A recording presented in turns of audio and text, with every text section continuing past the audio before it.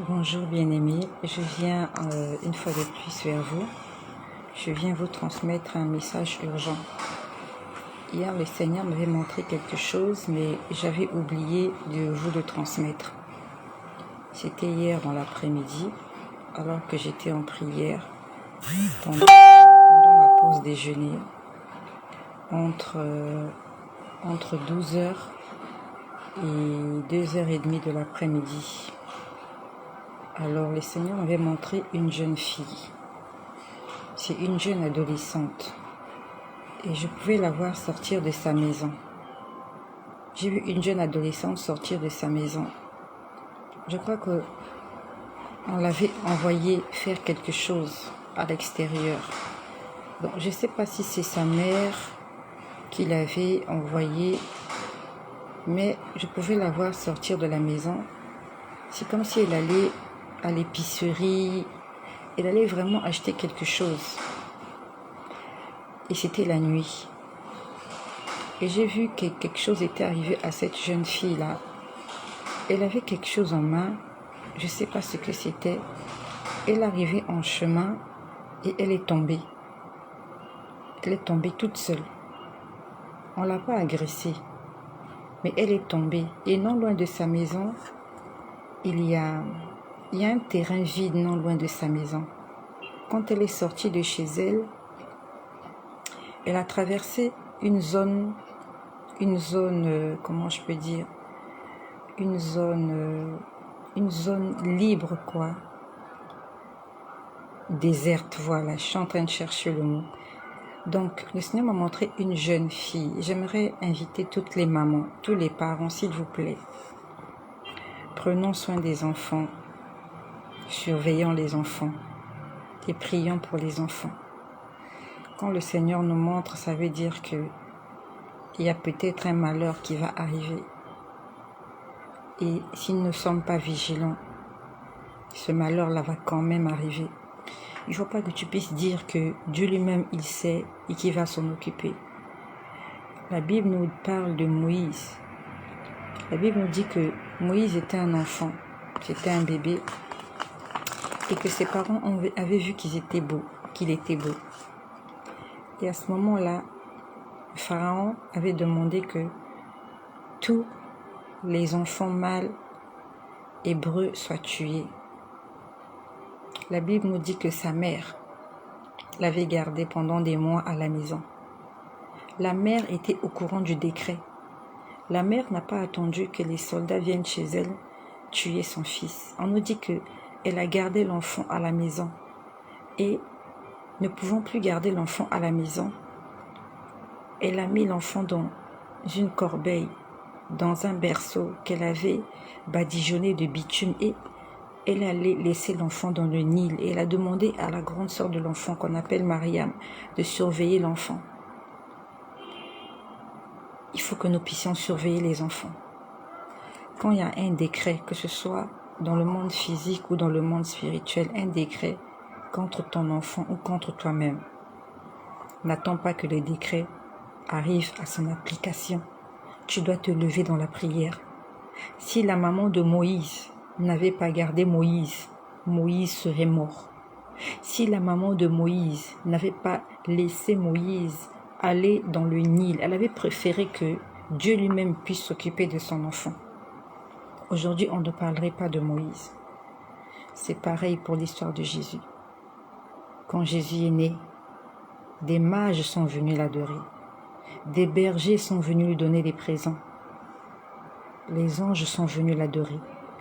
Mais lorsque le roi Hérode a pris la décision de tuer tous les enfants, la Bible nous dit que Marie et Joseph, divinement avertis, ont fui en Égypte. Donc quand le Seigneur t'avertit, c'est pour que toi tu puisses prendre tes dispositions. Quand le Seigneur t'avertit, c'est pas que tu restes là, tu croises tes bras et tu attends que la chose arrive. Si tu ne fais rien, le malheur va atteindre ta maison. Ne dis pas que... Il y a un langage là que les gens utilisent.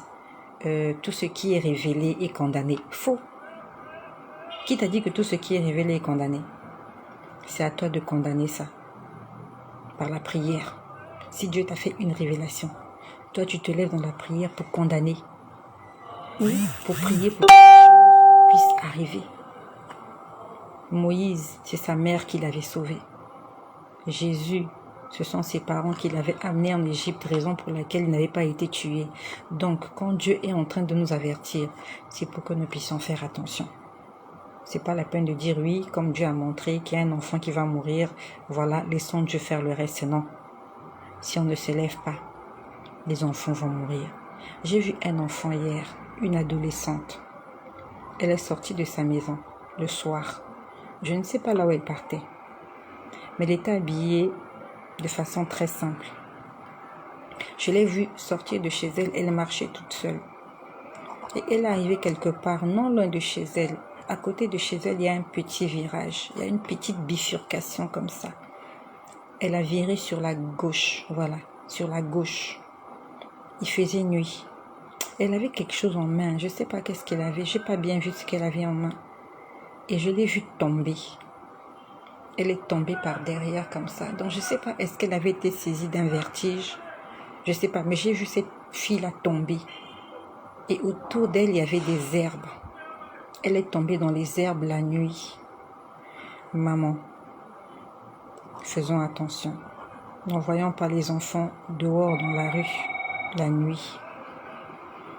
Si tu veux que l'enfant aille acheter quelque chose, tu peux sortir avec elle, la voir entrer à la boutique et ressortir.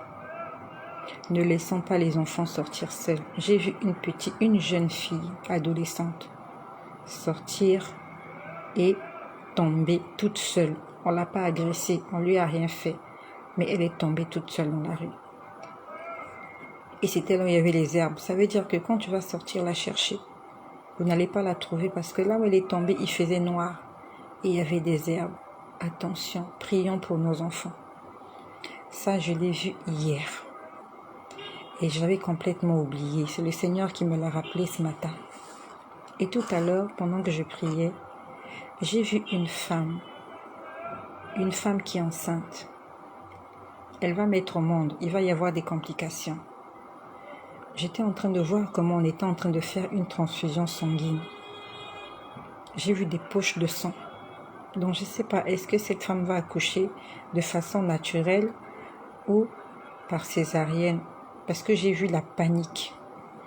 J'ai vu une dame venir rapidement avec l'enfant. C'était un petit enfant.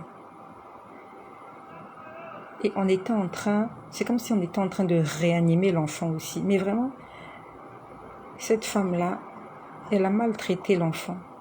Quand je dis qu'elle a maltraité l'enfant, elle a pris ce nouveau-né, elle a mis le nouveau-né par terre. J'ai vu une femme, je ne sais pas si c'est une infirmière. Il y a eu un accouchement difficile. J'ai vu des poches de sang.